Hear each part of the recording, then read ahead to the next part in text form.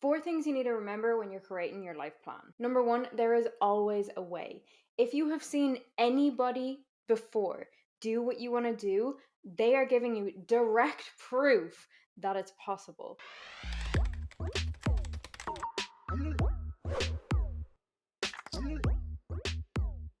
You do not take that as they're better than me, this is a them thing. No, you take that as, oh, it's possible for somebody else to do it. They're a human being, I'm a human being, cool, it's possible for me too. Number 2, do not add logic or realism to your goals. There is nothing you are not worthy of. Anything you can possibly think of in your mind, you can create in your life. There's a reason it's there. If you're inspired by something when you see it, that inspiration isn't supposed to go untouched. It's not supposed to go unfondled. You fondle the shit out of that inspiration and you make it fucking happen in your own life, if that is what you want to do. And yes, that might mean aiming higher than you currently believe is possible for you, but there really are no limits. There are only the limits that we put upon ourselves. And I'm giving you permission right now, if you haven't already given that to yourself, that no, you don't need to be responsible with the goals that you set. Even then, if you set a goal and the goal you actually wanted was up here, and you actually set the goal that's maybe down here because it's a little more realistic in your mind, and maybe you get 80% of that goal and you end up here. You actually wanted to be here and there's a much bigger jump between those two. So why not aim for this one?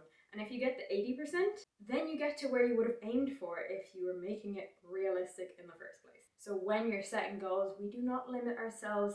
Limits are just for the pussy bitches. We do not do that anymore. Limits are for your past self.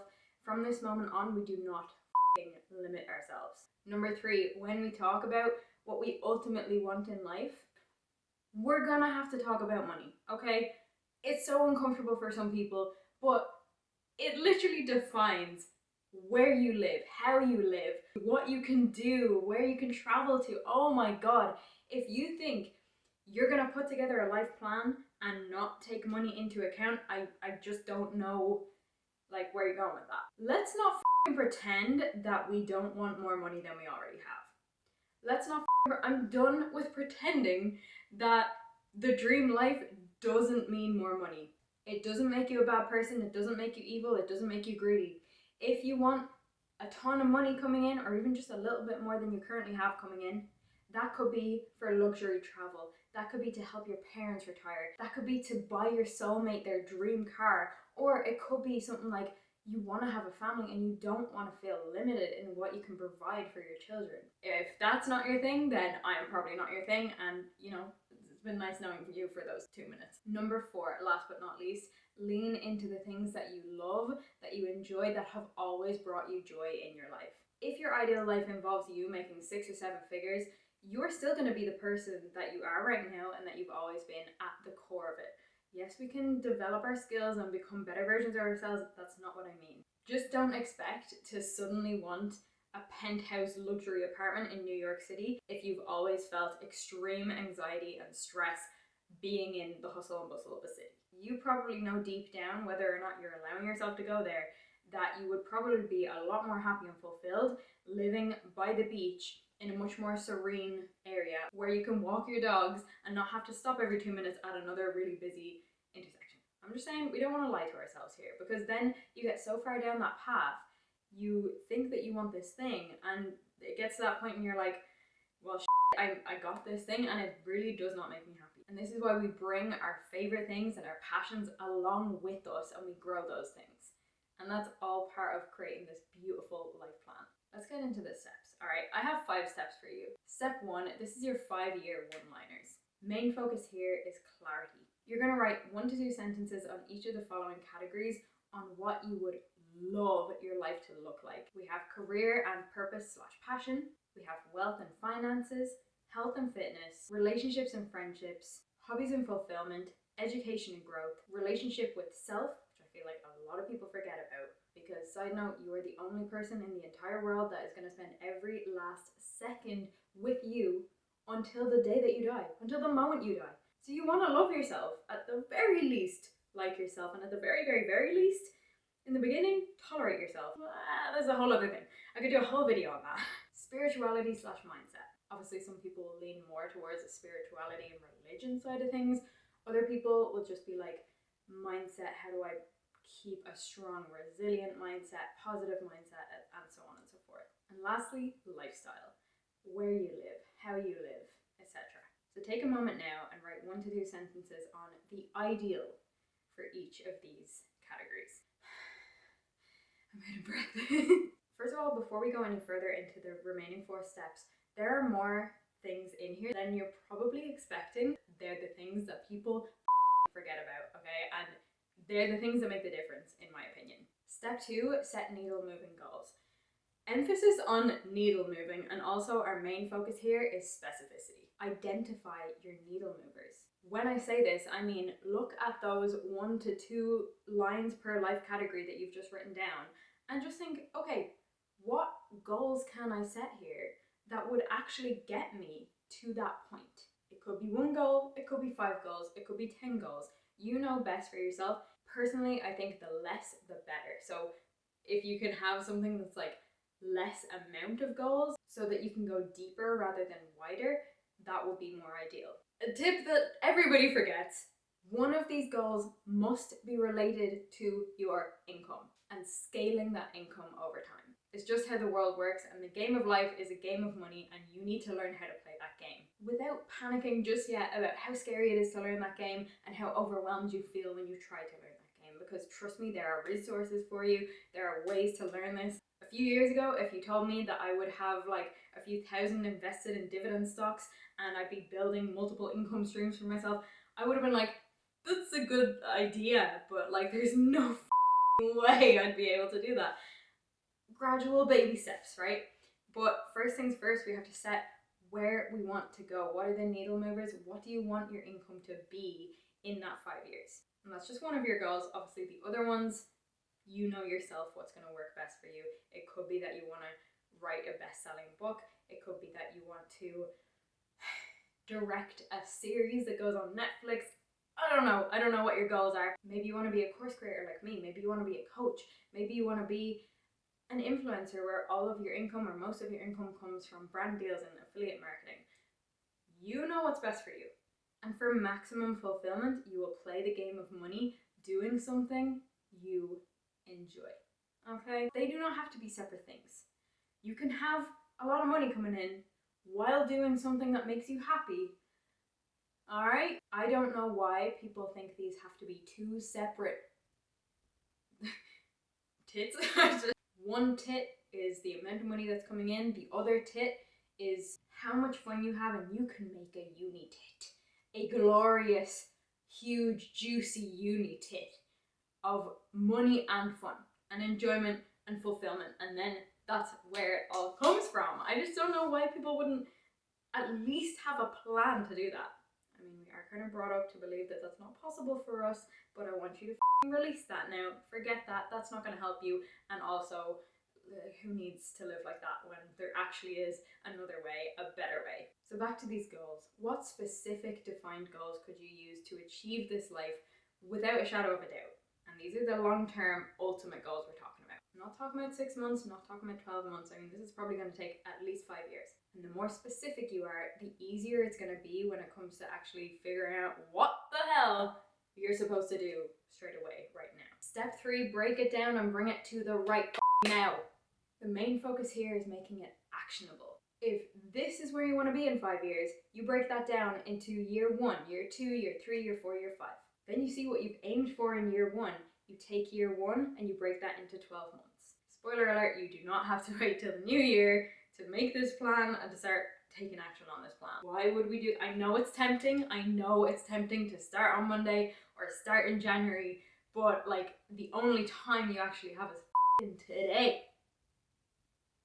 You know what I'm saying? Anyway, you have those 12 months for year 1. Then you take month 1 and you break that into the 4.5 weeks it is, and you actually write down the actions you can take within the next month. Step 4, schedule it the in.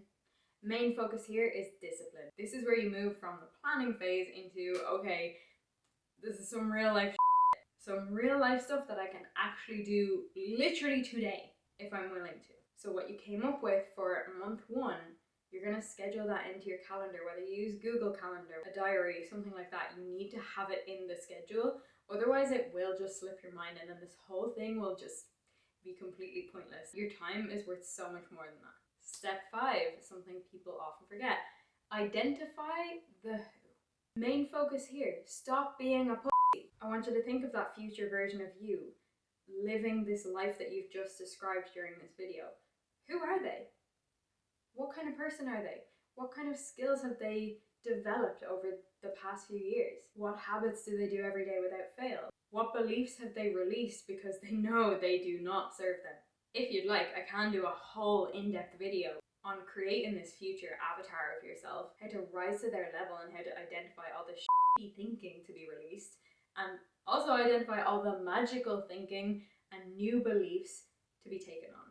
Sometimes when we're so stuck in a certain period of our lives, it's hard to even imagine what that version of us, that future version of us, would be thinking on a daily basis. What do they believe about themselves? What do they believe about their career, their purpose in this life, their worthiness? All of these things have a huge impact on, honestly, the action that we then go and take. For example, if you don't feel worthy of, let's say, the 6-figure life, you really think that you're not going to self-sabotage that? You're just not going to think you're worthy of it. So at any point where you hit that glass ceiling, and above the glass ceiling is the 6-figure life, just going with that example, you're going to pull back. Your priorities will just mysteriously shift and change. I know, because I've learned this from people who are 10 steps ahead of me, and second of all, I have experienced it in my own life. Quick example, my true crime and missing person TikTok at the start of 2021 rose to 20,000 followers, and I just stopped posting consistently. Who knows where that could be now? And I still post every now and again, but I'm working through that belief right now. There was some glass ceiling in my mind to say that, oh, this is a bit too much. Oh, we're not really worthy of any more than this. Thank you. Goodbye. So I'm currently going through the process of working through whatever beliefs are deep in there and just getting rid. Because I don't need that. And that's just one example, and there are plenty of other ways that this can show up in your life. I can do a full in-depth video on all of that if you're interested. But I want you to know that the quicker you become this new future version of you, the quicker your external reality is going to catch up. That's just how it works. When you become super clear on this version of you, know that they're there in your future, in this amazing future that you've just described, and they are cheering you on too. And you might not always feel it. We definitely sometimes feel completely alone on the journey of changing and improving your life. But they are cheering you on every step of the way. Whoa. That got really deep. I actually really was not expecting that. But this is how you're going to create your life plan. I really, really do not want you to limit yourself here, and I also want you to bring your focus to money. I'm just going to use myself as an example here. I would love to bring my mum to New Zealand. She's always wanted to go there. I live in Ireland. It's literally the furthest place I could possibly go. She's always wanted to go. And she also has a bad back, so if I was going to do this, I would want to give her like first class tickets. The thought of sitting her down and saying, Mom, we're going to New Zealand and we have first class tickets. The thought of sitting her down and telling her that I'm doing that for her and all expenses are paid by me, it honestly makes me emotional, because that to me, that shit is what life is all about. Doing incredible things for the people that you love. Ooh. And if you can do those incredible things for the people that you love and have a fucking blast on the way, what more is there? That is the most beautiful thing. Alright, you've got your little activity to do. I want you to finish this before you go and do anything else. I know it's so easy to be like, oh, I'm just going to finish watching this video, and then I'm going to go and watch another video about making a life plan, and then I'm going to go and watch another video about how to be motivated when working through your life plan. All of these things, yes, they can help you get into the right mindset, but it's the work of actually building the plan for yourself, knowing exactly what you're going to do. And I'm not saying things always go to plan, but at least when you have a plan, you can gently guide it back, or you can mold the plan to the new reality or whatever comes up. But if you're just every day just like throwing shit at the wall and seeing what sticks, then I just don't know. It's just gonna take you a lot longer to make this happen, and life is short. You get to make it happen as soon as you want to. That's what I want for you. So complete this exercise and leave a comment with how you felt it went. What is like the number one needle moving goal, or what's the number one defining characteristic of your life? Is it something to do with a certain passion you have, a certain passion project?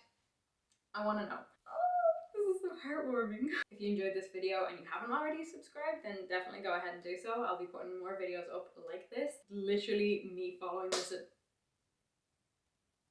And also, if you enjoyed this video, then go ahead and watch this one next, because something that goes so beautifully with creating a life plan is self-reviewing. I'll see you next week, where we will be finishing the book Deep Work in our self-help chatty book club.